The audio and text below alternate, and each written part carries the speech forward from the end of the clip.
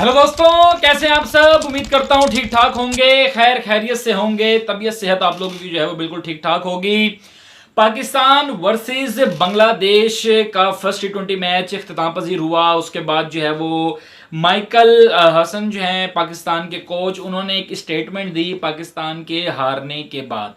और पाकिस्तान ऐसा मैच हारा है पहला कि प्लेयर्स ही तो ज़्यादा ठीक है, प्लेयर्स आउट हुए और सब हो गया, उस सब पे बातें करते हैं। लेकिन जो माइकल हसन की ये जो स्टेटमेंट इन्होंने दी है और प्रेस कॉन्फ्रेंस उन्होंने बाद में की, माइकल हसन ने जो मैच हारने के बाद जो करते हैं, तो वो बहुत ज़्यादा हैरत अंगेज बात है कि आप एक बाहर के मुल्क के आप कोच हैं, आपको बनाया गया है और आप इस किस्म की बात कर रहे हैं।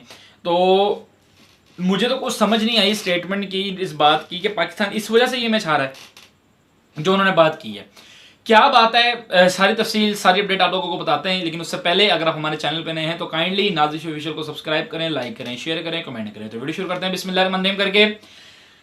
पहले मैं आप लोगों को याद कराता जाऊं कि ये कोई नया एडिशन नहीं हुआ पाकिस्तान में। पाकिस्तान जो हारी है कोई नया एडिशन नहीं हो गया कि पाकिस्तान इस तरह हारी वन साइडेड मैच, ठीक हो गया। माइकल हसन ने क्या बात की है सबसे पहले आप लोगों को वो बताते हैं और उस पर बात करते हैं कि क्या पाकिस्तानी इसी वजह से हारे। आप ये नहीं देख रहे कि आपने जो प्लेइंग 11 अनाउंस की पाकिस्तान की, ठीक है, आपके पास इस वक्त फुल क्रीम मौजूद है। जो आपने स्क्वाड अनाउंस की है उसमें फुल क्रीम मौजूद है, ठीक हो गया, उसमें फुल क्रीम मौजूद है। और आप अगर वो पाकिस्तान मैच हारता है तो आप कह रहे हैं कि जी ये सब कुछ जो है वो पिच का कसूर है, ठीक है। सर अभी पहले माइकल हसन की जो है ना वो आप स्टेटमेंट सुन लें कि उन्होंने बात क्या की है। माइकल हसन ने कहा है कि जी पाकिस्तान जो ये मैच हारा है ये सिर्फ पिच की वजह से हारे हैं, हम लोग पिच को सही जजमेंट नहीं कर सके जिसकी वजह से हम लोग मैच हारे। ये स्टेटमेंट माइकल हसन ने दी है।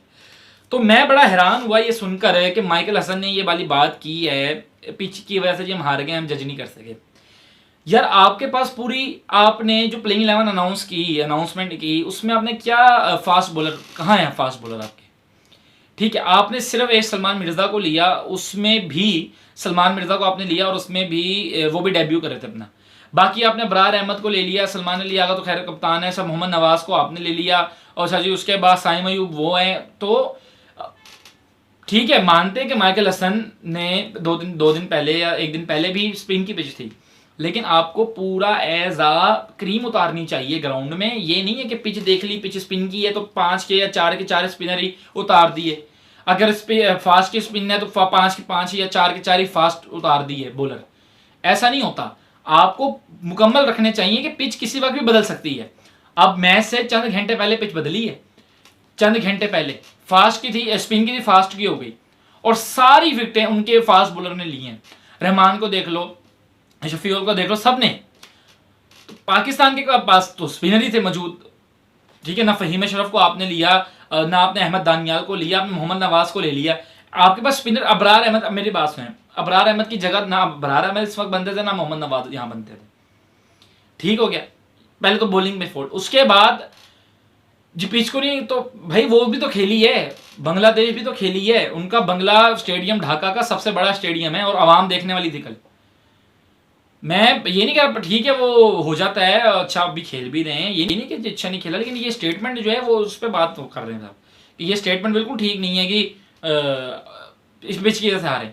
प्लेइंग 11 जब भी अनाउंसमेंट हो तो वो ऐसी हो ताकि पूरा एक क्रीम अनाउंस हो जिसमें आपके पास 2 फास्टर हो, 2 स्पिनर हो, बल्कि 2 फास्टर हो, 3 स्पिनर हो, ठीक है, बाकी बैटर्स हो।